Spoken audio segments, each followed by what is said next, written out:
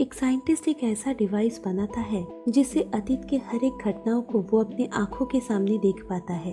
Eco torch movie की इसी कहानी को लेकर आज हम विस्तार में आलोचना करेंगे।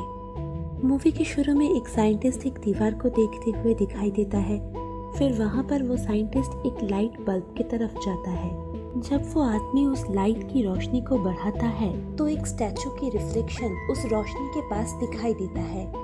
तो वो आदमी बहुत ही खुश हो जाता है, पर ज्यादा ऊर्जा के कारण वो बल्ब फट जाता है। गुस्से में आकर वो आदमी उस बल्ब को फेंक देता है। फिर कैमरा घूमते ही दिखता है कि वहाँ पर पहले से ही ऐसा बहुत सारा बल्ब वो फेंक चुका था। उसके बाद पैकेट से एक और बल्ब निकालता है और एक लिक्विड से उसको भिगाता है। फिर वो उस नया बल्ब को उस मशीन में सेट करता है और पावर ऑन करता है और इस बार ये बल्ब इस ऊर्जा को सहन कर लेता है और बल्ब से एक ब्लू कलर का रोशनी निकल रहा होता है। उस लाइट के ऊपर कुछ देर के लिए एक हाथ मंडराते हुए दिखाई देते हैं, फिर गायब हो जाते हैं और फिर उस रोशनी में एक माइनर भी दिखाई देता है। फिर वो दोनों एक दूसरे की तरफ देखने लगते हैं और फिर जब साइंटिस्ट उस बल्ब को उस माइनर के रिफ्लेक्शन की तरफ धकेलता है तो उस लाइट का तार अनप्लग्ड हो जाता है और वो माइनर भी गायब हो जाता है। वो साइंटिस्ट एक दुकान जाता है और एक मेटल का रॉड खरीदता है और काम शुरू कर देता है। फिर वो एक एबंडन्ड घर में जाता है जो कि बहुत ही पुराना था। वो फ्लैशलाइट जला के अंदर जाता है और उस फ्लैशलाइट की रोशनी में उसे एक जगह एक अजीब सी परछाई दिखाई देता है।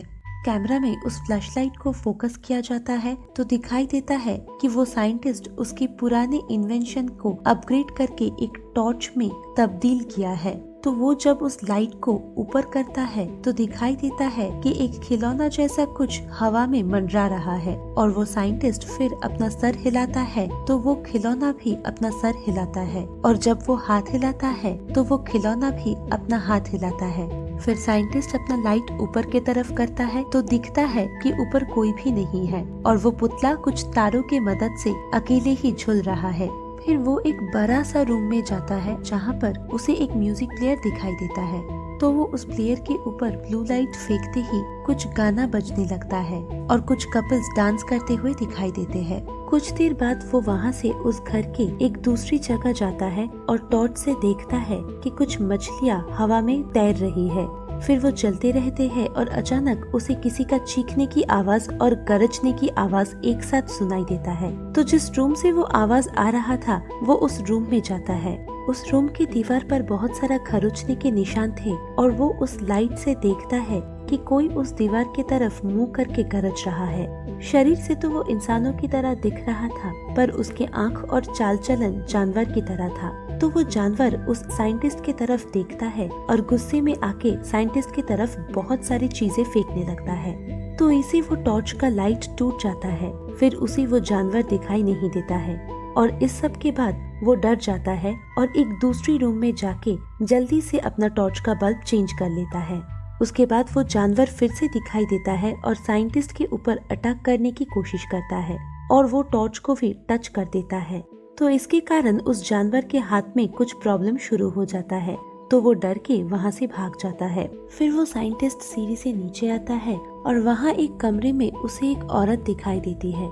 फिर वो औरत साइंटिस्ट की तरफ देखती है और दोनों एक दूसरे को देखकर बहुत ही खुश दिखाई देते हैं।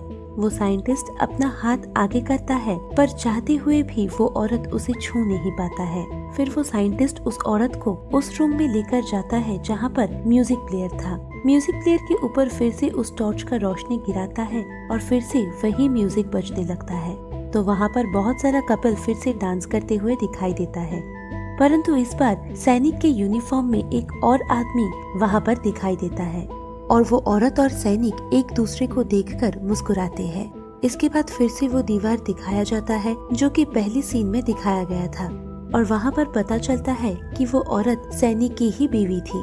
उसके बाद उस दीवार पर एक फोटो में वो औरत और एक बच्चे का फोटो भी दिखाई देता है जिससे पता चलता है कि वो औरत इस साइंटिस्ट की ही माँ थी।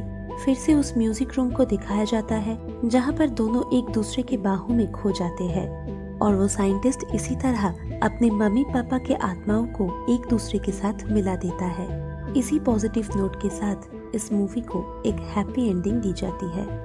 और अगर आप जानना चाहते हैं कि टाइम मशीन की मदद से बार बार अतीत में जाकर समय के साथ छेड़खानी करने का परिणाम क्या होता है, तो राइट साइड के वीडियो पर क्लिक करें। चैनल को प्लीज सब्सक्राइब कर लीजिएगा, क्योंकि हम रोज ऐसे ही वीडियोस अपलोड करते रहते हैं।